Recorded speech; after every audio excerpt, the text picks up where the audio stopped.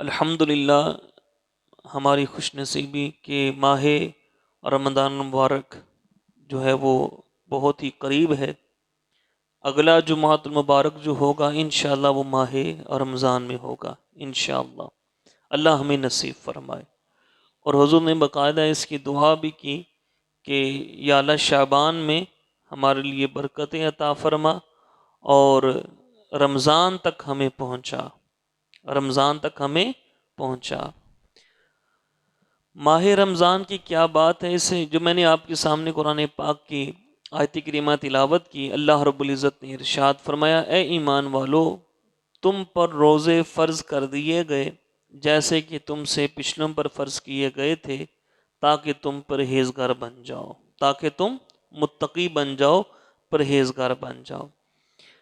اب پچھلوں پر کیسے فرض تھے؟ ایک ہے روزہ فرض ہونا، روزہ پچھلی امتوں پر بھی فرض تھا، ہم پر بھی فرض ہے، لیکن جو پچھلی امتیں تھیں ان پر اس طرح روزہ فرض نہیں تھا جس طرح ہمارے اوپر ہے۔ پچھلی امتوں پر سختی تھی۔ کیا تھی؟ سختی تھی۔ رات جب ہمارے ہاں تو یہ ہے نا، صبح صادق سے لے کر غروب آفتاب تک ہم روزے کو نبھاتے ہیں، کھانا نہیں ہے، پینا نہیں ہے، اپنی بیوی کے پاس نہیں جانا۔ تو جو ان کا معاملہ تھا وہ یہ تھا کہ رات کو اگر ایک دفعہ انہوں نے کھا لیا تو بس ان کی جو سحری تھی وہ ہو گئی، اب وہ دوبارہ نہیں کھا سکتے تھے، ان کو کھانے کی اجازت نہیں تھی۔ اور ہم یعنی صبح صادق سے لے کے غروب آفتاب تک بس اتنا ہی ہم نے رکنا ہے، باقی غروب آفتاب کے بعد جو مرضی کھاؤ، عشاء کے بعد جو مرضی کھاؤ، رات گئے جو مرضی کھاؤ، صبح صادق تک جو مرضی کھاؤ، ہمارے لیے عام اجازت ہے۔ اور یہ جو انعام ہمارے اوپر ہوا یہ آپ صلی اللہ تعالیٰ علیہ وآلہ وسلم کی نسبت کی وجہ سے ہوا۔ یہ پچھلے دنوں ہی یہ تفسیر صبح میں گزرا کہ موسیٰ علیہ السلام نے دعا کی ربنا آتنا فی الدنیا حسنہ وفی الآخرۃ، یا اللہ ہماری دنیا بھی اچھی کر اور آخرت بھی اچھی کر۔ تو اللہ تعالیٰ نے ارشاد فرمایا اے موسیٰ، یہ جو دعا ہے نا یہ میں نے اپنے محبوب کی امت کے لیے سنبھال کر رکھی ہے، ان کی میں دنیا بھی اچھی کروں گا اور ان کی آخرت بھی اچھی کروں گا۔ اب دنیا اچھی ہونے سے مراد جو تھی وہ یہی تھے کہ ہم مسلمانوں کے لیے جو احکامات ہیں وہ بہت ہی نرم ہیں، بہت ہی نرم ہیں اور بہت آسانیاں ہیں اس کے اندر۔ لیکن جب موسیٰ علیہ السلام کی قوم تھی، جو ان کی امت تھی، تو ان کا جو معاملہ تھا ان پر بڑی سختی تھی۔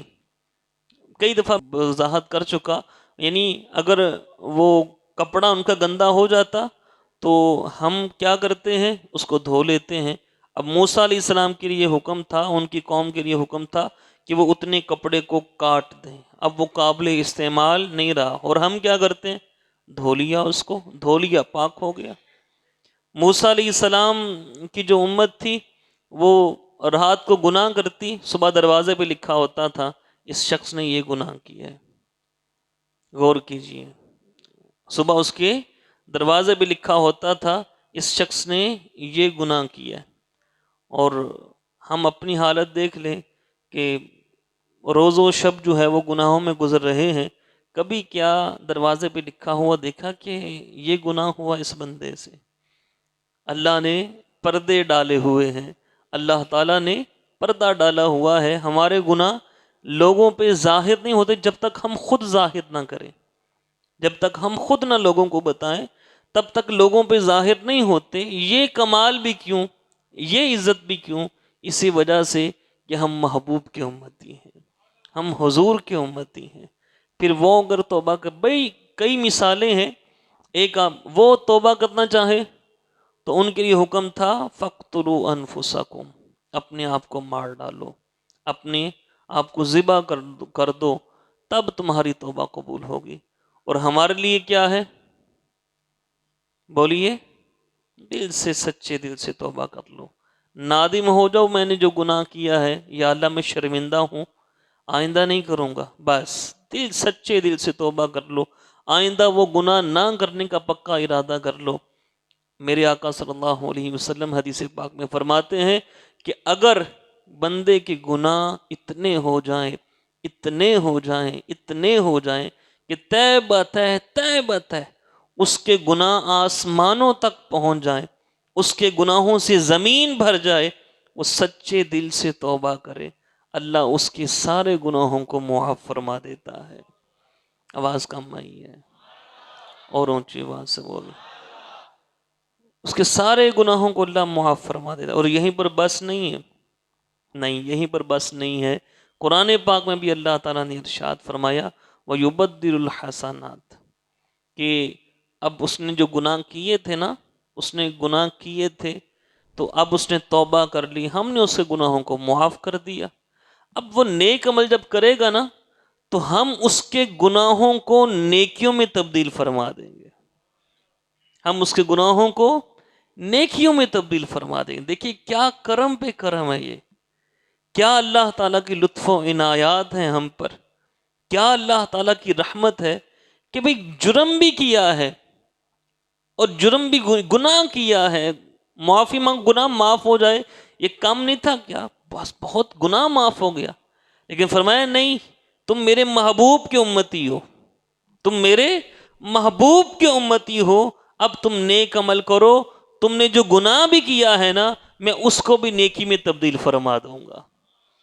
اللہ تعالی ہم سب کو پیارے آقا صلی اللہ علیہ وسلم کی سچی الفت محبت نصیب فرمائے۔ تو پچھلی قوموں پر سختیاں تھیں لیکن ہم پر اتنی سختی نہیں ہے۔ قبلہ حضرت صاحب ایک مثال دیا کرتے تھے کہ ایک شخص مزدوری پہ آتے ہیں، قوم مزدوری پہ آتی ہے، اس سے کہا جاتا ہے کہ بھئی صبح سے لے کر مغرب تک تم نے مزدوری کرنی ہے اور تمہیں اس کے عوض 1000 روپیہ دیا جائے گا، 1 روپیہ دیا جائے گا۔ اب وہ بالکل ٹھیک، معاہدہ ٹھیک ہے نا، آنا ہے تو آ جاؤ نہیں تو نہ آؤ۔ اب وہ کہے ٹھیک ہے جی، ہمیں آپ جو صبح سے لے کے ہم مغرب تک کام کریں گے آپ ہمیں 1 روپیہ مزدوری دے دینا۔ اب وہ کام پہ لگ گئے۔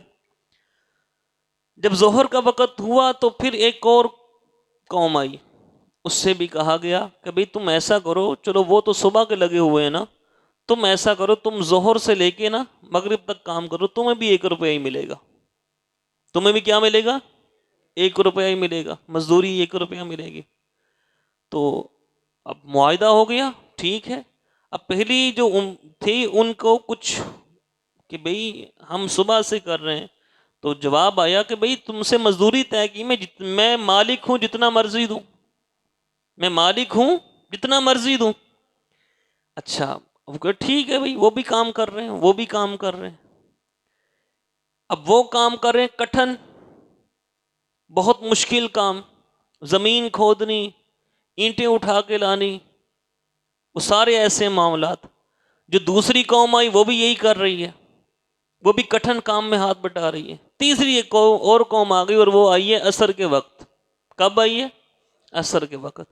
اس سے مالک نے کہا ایسا کرو کہ تم مغرب تک کام کرو، اور کام بھی کٹھن نہیں ہے، بس ان کو تھوڑا سا عمل کر لینا، تھوڑا سا ان کے ساتھ ہاتھ بٹا دو، تھوڑا سا ہاتھ بٹا دو ان کے ساتھ، اور تمہیں 1 روپیہ مزدوری نہیں ہے، 2 روپے مزدوری ہے، تمہیں 2 روپے مزدوری ہے۔ اب وہ جو پچھلی تھی قومیں وہ کہنے لگی جناب یہ کیا، ہم صبح سے کر رہے ہیں تو 1 روپیہ، وہ ہم ظہر سے کر رہے ہیں تو 1 روپیہ، تو یہ عصر کے وقت آئے اور مغرب تک کبھی 1.5-2 گھنٹے نے کام کرنا، تو ہم 7-8-10 گھنٹے سے کام کریں، ہمیں 1 روپیہ، ان کو 2 روپے۔ مالک کہے گا میری مرضی، مالک کیا کہے گا؟ میری مرضی، میں جس کو جتنا چاہوں دوں، میں جس کو جتنا چاہوں دوں۔ تو قبلہ حضرت صاحب نے لکھا وہ مثال تھی پچھلے نبیوں کی امتوں کی، اور یہ جو آخر میں آئے نا جو عصر کے وقت آئے، یہ مثال ہے ہماری حضور کے۔ فرمایا یہ میرے محبوب کی امت ہے، یہ کوئی عام قوم نہیں ہے، یہ میرے محبوب کی قوم ہے، میرے محبوب کی امت ہے، ان کا عمل تھوڑا ہوگا میں ان کو اجر و ثواب زیادہ عطا کروں گا، ان کو اجر و ثواب زیادہ عطا کروں گا۔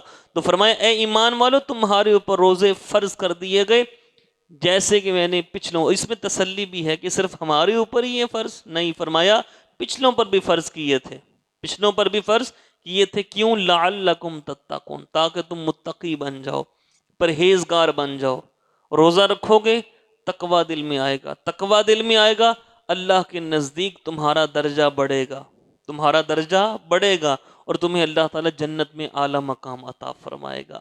اللہ رب العزت ہم سب کو سارے روزے احسن طریقے سے رکھنے کی توفیق عطا فرمائے۔ صحیح ابن حبان کے اندر حدیث پاک موجود ہے، سیدنا ابو سعید خدری رضی اللہ تعالی عنہ آپ روایت کرتے ہیں کہ آپ صلی اللہ تعالی علیہ وآلہ وسلم نے ارشاد فرمایا، جس نے رمضان کا روزہ رکھا، توجہ کے ساتھ سماعت کیجئے گا، جس نے رمضان کا روزہ رکھا اور اس کی حدود کو پہچانا، حدود کو پہچانا، حدود سے مراد جس چیز سے بچنا چاہیے اس سے بچا، تو فرمایا اس سے پہلے جتنے بھی گناہ ہوں گے اللہ تعالی روزے کی برکت سے اس کے سارے پچھلے گناہوں کو معاف فرما دے گا۔ کہہ دو بھائی، حدود کو پہچانا۔ روزہ رکھا ہے، اب جھوٹ نہیں بولنا، روزہ رکھا ہے بد نگاہی نہیں کرنی، روزہ رکھا ہے حلال رزق کمانا ہے، روزہ رکھا ہے غیبت بھی نہیں کرنی، روزہ رکھا ہے چغلی بھی نہیں کھانی، روزہ رکھا ہے اب کسی حرام کام کی طرف بھی نہیں بڑھنا، روزہ رکھا ہے کسی رشتہ دار سے لڑائی بھی نہیں کرنی، اور روزہ رکھا ہے کسی سے گالم گلوچ بھی نہیں کرنی۔ یہ حدود ہیں روزے کی، یہ روزے کی حدود ہیں، اور جو بندہ ایسا روزہ رکھتا ہے نا اس کی جزا کیا ہے، اس کی جزا کیا، سنیے گا۔ سیدنا ابو ہریرہ رضی اللہ تعالیٰ روایت کرتے ہیں، یہ صحیح مسلم کے اندر یہ حدیث پاک ہے، آپ صلی اللہ علیہ وسلم نے ارشاد فرمایا، آدمی کے ہر نیک کام کا بدلہ 10 سے 700 گنا تک دیا جاتا ہے۔ کتنے سے لے کر؟ کم از کم ایک نیکی ہم کرتے ہیں تو کم از کم اس کی ہمیں 10 گنا اللہ تعالی ہمیں اجر و ثواب عطا فرماتا ہے۔ کیوں عطا فرماتا ہے؟ کہ ہم اس کے محبوب کی امت ہیں۔ یہ کم از کم اللہ فرماتا ہے میں 10 گنا اس کو عطا کرتا ہوں، پر میں صرف 10 گنا نہیں، اس کا عمل اخلاص سے جتنا بھرپور ہوگا نا، جتنا اس کے عمل میں اخلاص ہوگا، فرمایا میں 700 گنا تک اس کو اجر عطا کروں گا، 700 گنا تک میں اس کو اجر عطا کروں گا۔ فرمایا کہ آدمی کے ہر نیک کا بدلہ 10 سے 700 گنا تک دیا جاتا ہے۔ نماز پڑھی، اب نماز کا اجر و ثواب اس کو دیا، ٹھیک ہے نا، نماز کا جو اجر و ثواب ہے وہ اس کو دیا، زکوٰۃ دی اس کا بھی اجر و ثواب ملا، بہت بے بہا ثواب۔ حج کیا، حج کیا، مقبول حج ہو گیا، تو فرمایا خود تو جنت میں جاؤ گے، ساتھ میں اپنے 400 بندوں کو بھی لے کر جاؤ گے۔ اللہ ہمیں حج کی سعادت نصیب فرمائے۔ کسی کے ساتھ کوئی احسان کیا اس کا بھی اجر مل گیا۔ ہر نیکی، جو بھی بندہ کوئی نیکی کرتا ہے اس کا اجر اللہ نے لکھ دیا۔ فرمایا 10 سے لے کر 700 گنا تک اس کو میں اس کا ثواب دوں گا، اجر دوں گا۔ یا اللہ، روزے کا کیا ثواب ہے، روزے کا کیا اجر ہے، سنیے گا۔ فرمایا اللہ تعالیٰ نے ارشاد فرمایا، اِلَّا الصَّوْمَ فَإِنَّهُ لِي وَأَنَا أَجْزِي بِهِ، فرمایا سوائے روزے کے، سوائے روزے کے کہ روزہ میرے لیے رکھا جاتا ہے، اور فرمایا روزے کی جزا میں خود اللہ کی ذات ہوں، خود اللہ کی ذات ہوں۔ نماز اس کا بھی اجر و ثواب مل گیا، زکوٰۃ اس کا بھی اجر و ثواب مل گیا، حج اس کا بھی اجر و ثواب مل گیا، اور جس نے روزہ رکھا اور روزے کی حدود کو پہچانا، پر میں اس کو اس کا رب مل گیا، اس کو اس کا رب مل گیا۔ کتنی بڑی یہ انعام ہے۔ پھر آگے ارشاد فرمایا، بندہ اپنی خواہش اور کھانے کو صرف میری وجہ سے چھوڑتا ہے۔ پھر فرمایا روزے دار کے لیے 2 خوشیاں ہیں، ایک جب وہ افطاری کرتا ہے اس وقت، اور ایک اپنے رب سے ملاقات کے وقت، کہ جب رب مل گیا روزے دار کو، رب مل گیا تو رب سے ملاقات بھی ہوگی نا، رب سے ملاقات بھی ہوگی نا۔ تو فرمایا ایک خوشی تو اس کو دنیا میں مل گئی جب وہ افطاری کرے گا، سارا دن گرمی میں پیاس لگی، بھوک لگی، اس نے کہا نہیں میں روزے سے ہوں، میں نے اپنے رب کو راضی کرنا ہے، میں نے اپنے رب کو راضی کرنا ہے. کوئی پانی نہیں، کوئی بندہ اکیلا بھی ہو تب بھی پانی نہیں پیتا. یہ بھی تو ایمان ہے نا، یہ بھی تو ایمان ہے نا. کمال کی بات نہیں، ٹھنڈا پانی گھر میں موجود ہے، گھر میں کوئی بھی نہیں ہے لیکن روزہ رکھا ہوا ہے، بندہ وہ فریج کی طرف نہیں جاتا، ٹھنڈے پانی کی طرف نہیں جاتا. کیوں؟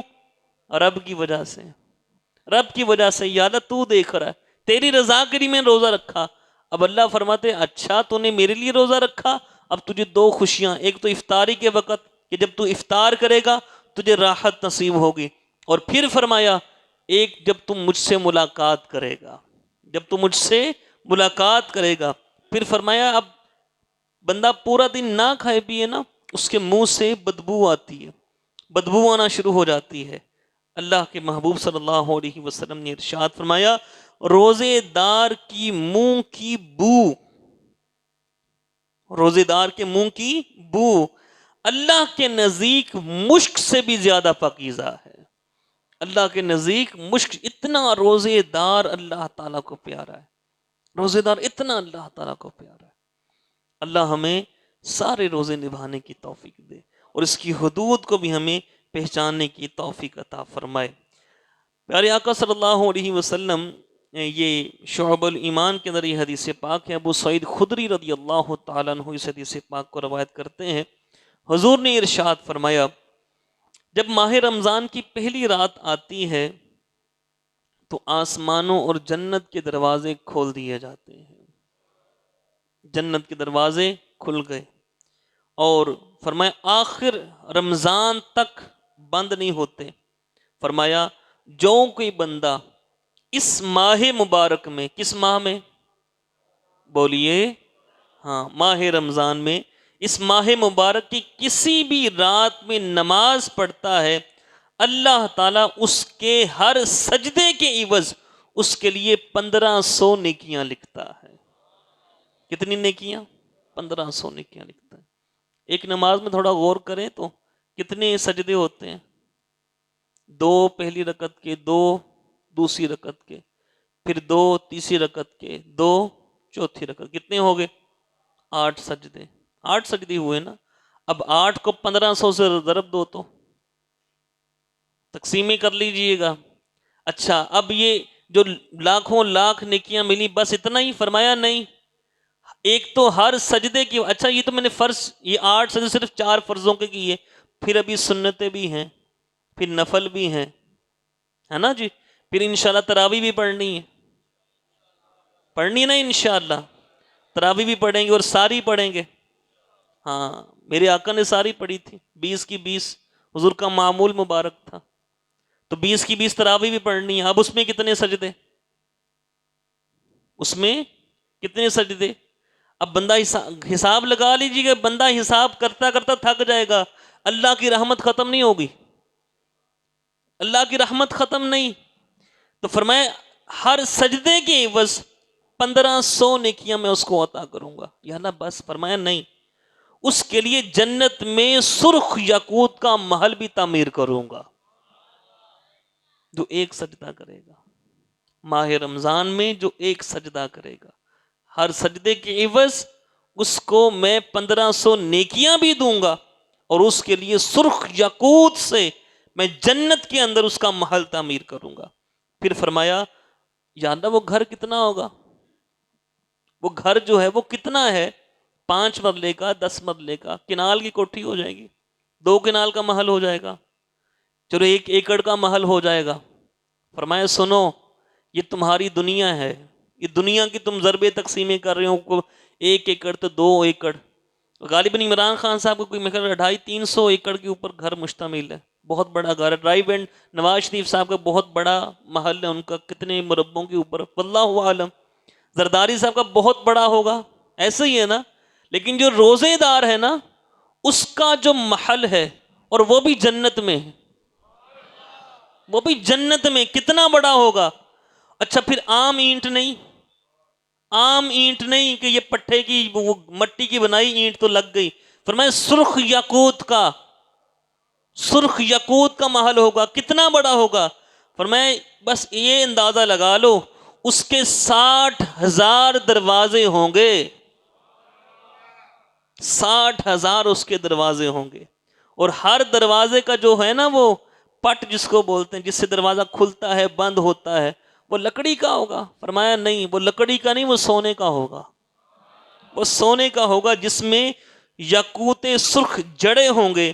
پھر فرمایا جو کوئی ماہ رمضان کا پہلا روزہ رکھتا ہے، اللہ تعالی مہینے کے آخر دن تک اس سے اتنا راضی ہوتا ہے، اس کے سارے گناہوں کو معاف فرما دیتا ہے۔ پھر فرمایا اس کے لیے پھر یہ دیکھیے کرم پہ کرم، ایک سجدہ، یہ آپ تھوڑا سا اس کو ذہن میں لے کے آئیے، ان باتوں کو، سجدہ کیا 1500 نیکیاں ملی، محل ملا، اور وہ بھی اتنا عالی شان، اتنا عالی شان، سرخ یاقوت کا محل، 60,000 دروازے، ہر دروازہ بھی سونے کا، ابھی بھی کم نہیں۔ فرمایا اللہ تعالیٰ پھر اس کے آخر دن تک گناہ بھی معاف فرما دیتا ہے، ابھی بھی بات ختم نہیں ہوئی۔ حضور نے ارشاد فرمایا اللہ تعالیٰ صبح سے لے کر شام تک، صبح سے لے کر شام تک 10 فرشتوں کی نہیں، 20 فرشتوں کی نہیں، 100 فرشتوں کی بھی نہیں، 1000 فرشتوں کی بھی نہیں، 10,000 فرشتوں کی بھی نہیں، 30,000 فرشتوں کی بھی نہیں، فرمایا 70,000 فرشتوں کی ڈیوٹی اللہ تعالیٰ لگاتا ہے کہ میرے اس بندے کے لیے بخشش کی دعا کرو، میرے اس بندے کے لیے بخشش کی دعا کرو۔ کتنی رحمتوں برکتوں والی وہ گھڑیاں ہیں کہ بندہ بس ابھی روزے رمضان کی ابتدا ہے، فرشتوں کی ڈیوٹیاں، اچھا فرشتے کیا کون کس کے حکم سے کام کرتے ہیں؟ یفعلون ما یؤمرون، جو حکم دیا جاتا ہے وہی کرتے ہیں۔ اچھا فرشتوں سے اللہ کیا فرمائے گا؟ اس کے لیے کیا کرو؟ استغفار کرو، اس کے لیے بخشش کی دعا کرو۔ تو اب اللہ تعالیٰ انہیں فرما رہا ہے بخشش کی دعا کرو، تو اللہ تعالیٰ نہیں بخشے گا؟ یہ اس کے ایک تو بخشش ہو گئی، اب پاک زبانوں سے، فرشتوں کی پاک زبانوں سے وہ فرشتے استغفار کرتے ہیں، یا اللہ اس بندے کو بخش دے، یا اللہ اس بندے کو بخش دے، یا اللہ اس بندے کو بخش دے۔ پاک زبانوں سے اللہ خود ان کی ڈیوٹی لگاتا ہے، اور 70,000 فرشتے اس بندے کے لیے بخشش کی دعا کرتے ہیں۔ پھر میرے آقا صلی اللہ تعالی علیہ وآلہ وسلم ارشاد فرماتے ہیں کہ رات اور دن میں جب بھی وہ سجدہ کرتا ہے، اللہ اس سے اتنا راضی ہوتا ہے کہ اس کے ہر سجدہ کے عوض ایک تو وہ پہلے الگ انعام دیا، پھر آگے فرمائے اسے جنت میں ایک ایک ایسا درخت عطا کیا جائے گا کہ اس کے سائے میں گھوڑے سوار 500 سال چلتا رہے، اس درخت کا سایہ ختم نہیں ہوگا۔ رکھیں گے نا روزے انشاءاللہ؟ سارے بولیے، سارے رکھیں گے نا انشاءاللہ؟ اب تو گرمی بھی کچھ کم ہو گئی، کہاں وہ جون جولائی کے روزے تھے، وہ بھی تو ہم نے رکھے تھے نا الحمدللہ۔ اللہ کی توفیق ہے نا، اللہ سے توفیق مانگیے گا، یہ جو بھی بندہ کوئی نیکی کرتا ہے یہ اللہ کی توفیق صحیح ہے، تو یہ تہیا کریں، نیت کریں انشاءاللہ کوئی روزہ نہیں چھوڑیں گے انشاءاللہ، اور ہر روزے کی جو ہے نا حدود اس کو پہچانیں گے، جھوٹ بھی نہیں بولیں گے اس میں، ہم غیبت بھی نہیں کریں گے، چغلی بھی نہیں کھائیں گے۔ اللہ ہم سب کو اس کی توفیق عطا فرمائے۔ پھر آگے چلیے، ایک اور حدیث پاک سماعت کیجیے۔ اللہ اکبر، یہ جب ماہ شعبان کے آخری دن آتا نا، چونکہ یعنی ہم یا جمعہ ہے، اگلا جمعہ ماہ رمضان میں انشاءاللہ آئے گا، انشاءاللہ ہمیں نصیب فرمائے، تو جب آخری دن آتا تو حضور یہ بیان فرماتے ہوتے تھے، فرماتے اے لوگو سنو، تمہارے پاس عظمت والا برکت والا مہینہ آیا، عظمت والا اور برکت والا، فرمایا وہ مہینہ جس میں ایک رات 1000 مہینوں سے بہتر، ایک رات 1000 مہینوں سے بہتر، وہ کون سی رات ہے؟ لیلۃ القدر۔ اس ماہ مبارک کے روزے اللہ نے فرض کیے، اس کی رات میں قیام کرنا، تراویح پڑھنا اللہ نے سنت کرا دیا۔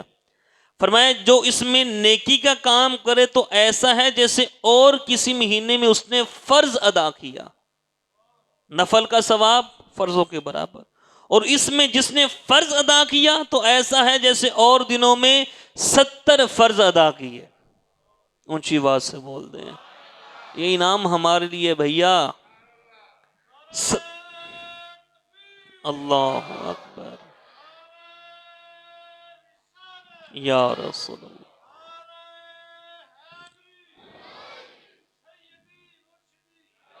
پھر فرمایا یہ مہینہ صبر کا ہے اور صبر کا ثواب جنت ہے. یہ حضور نے ارشاد میں فرمایا یہ مہینہ صبر کا اور صبر کا ثواب جنت. یہ مہینہ مواسات، غم خواری اور بھلائی کرنے کا ہے.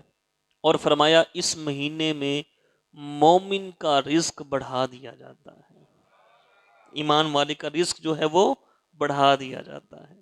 فرمایا جو اس میں روزے دار کو افطار کرائے، جس میں کسی روزے دار کو افطار کرائے اس کے گناہوں کے لیے مغفرت، اللہ افطاری کروانے والے کی بخشش فرما دیتا ہے اور اس کی گردن آگ سے آزاد کر دی جائے گی.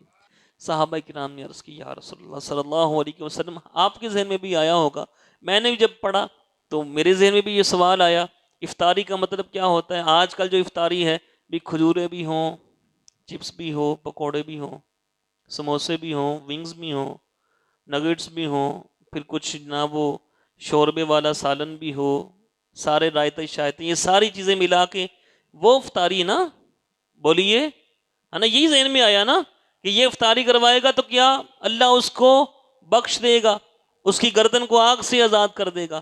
صحابہ کرام نے عرض کی، صحابہ کرام پر بھی اللہ تعالیٰ مزید رحمت نازل فرمائے، ہمارے لیے کتنی آسانی کر دی. عرض کی یا رسول اللہ صلی اللہ علیہ وسلم، ہم میں سے ہر شخص وہ چیز نہیں پاتا جس سے وہ روزے دار کو افطاری کروائے. اب ہر بندہ تو نگٹس نہیں لے کے آ سکتا، ہر بندہ ونگز بھی نہیں لے کے آ سکتا، ہر بندہ جناب وہ پکوڑے چپس نہیں نکال سکتا، کوئی سالن نہیں بنا سکتا. تو عرض کی حضور ہمارے پاس، یعنی حضور سے انہوں نے پوچھا، ہم میں سے ہر شخص وہ چیز نہیں پاتا جس سے روزے دار کو افطار کروائے. تو آپ صلی اللہ علیہ وسلم نے ارشاد فرمایا صحابہ یہ جو میں نے ثواب کا کہا ہے نا کہ جو کسی روزے دار کو افطاری کروائے اس کی آگ جو گردن ہے وہ جہنم سے آزاد کر دی جاتی ہے اور اس کو بھی ویسا ہی ثواب ملے گا جیسے روزے رکھنے والے کو ملا، اس کے ثواب میں بھی کمی نہیں ہوگی. یہ اس کے لیے ہے جو کسی روزے دار کو ایک گھونٹ پانی، ایک گھونٹ دودھ یا ایک کھجور سے افطاری کروائے. ایک گھونٹ پانی پلایا، جس نے پانی پلایا ایک گھونٹ پانی سے اس کی افطاری کروا دی، اللہ تعالیٰ بخش دے گا. پھر فرمایا ہاں جس نے روزے دار کو پیٹ بھر کر کھلایا، اچھا کھانا کھلایا، اس کو پیٹ بھر کر کھلایا، فرمایا اس کو اللہ تعالیٰ میرے حوض سے پانی پلائے گا، میرے حوض سے اس کو اللہ تعالیٰ پانی پلائے گا، کبھی پیاسا نہ ہوگا یہاں تک کہ وہ جنت میں داخل ہو جائے گا. اللہ ہمیں توفیق دے، اللہ ہمیں توفیق دے. پھر فرمایا یہ مہینہ وہ ہے جس کا اول رحمت، درمیانی مغفرت اور آخری جو ہے وہ اس کے جہنم سے آزادی کے دن ہے. اللہ تعالیٰ ہمیں سارے روزے رکھنے کی توفیق عطا فرمائے. اور پھر اس میں ایک گھڑی ایسی آتی ہے، بلکہ ایک گھڑی کیا، فرمایا روزانہ افطاری کے وقت 60,000 گناہ گاروں کی اللہ تعالیٰ بخشش فرماتا ہے. 60,000 ہر روزانہ افطاری کے وقت. پھر آپ صلی اللہ علیہ وسلم نے فرمایا ہر جمعے کو، رمضان کے ہر جمعے کو، جمعرات کے مغرب سے لے کر جمعے کی مغرب تک، فرمایا ہر گھڑی میں اللہ تعالیٰ 10 لاکھ گناہ گاروں کو جہنم سے آزاد فرماتا ہے. اونچی آواز سے بول دیں، ابھی تو رمضان شروع نہیں ہوا نا، اونچی آواز سے بولیے. ہر گھڑی میں 10 لاکھ گناہ گاروں کی اللہ بخشش فرمائے. اس قدر بخشش اور رحمت.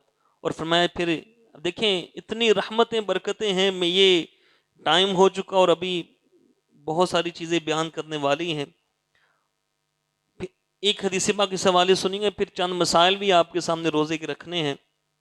حضور نے ارشاد میں جس نے ماہ رمضان کو پایا اور اس کے روزے نہ رکھے، رمضان کو تو پایا روزے نہیں رکھے، بس ایسی سستی نہیں جی. آج کل تو فیشن میں بن گیا نا، فیشن بن گیا یہ روزے سے ہو، میں کیوں روزہ رکھوں، میرے پاس کون سا کھانے پینے کو نہیں ہے، استغفر اللہ.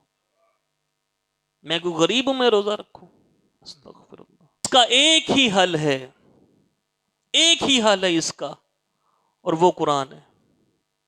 وہ کیا ہے؟ بولیے، سارے بولیے، قرآن۔ خدا را قرآن کو تھام لیجیے، قرآن پاک کو سمجھیے، سمجھیں گے نا انشاءاللہ۔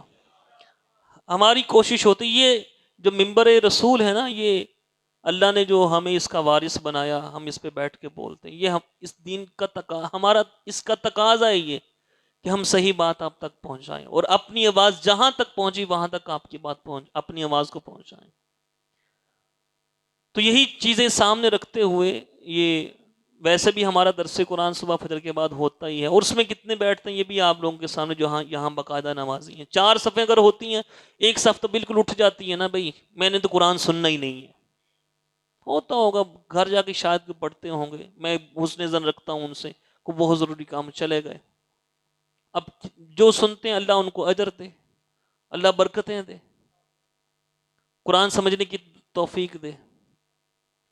یہ ماہ رمضان میں ہم نے انشاءاللہ یہ ظہر کے بعد بھی انشاءاللہ یہ تفسیر القرآن کا ہم نے دورہ جو ہے وہ شروع کیا ہے۔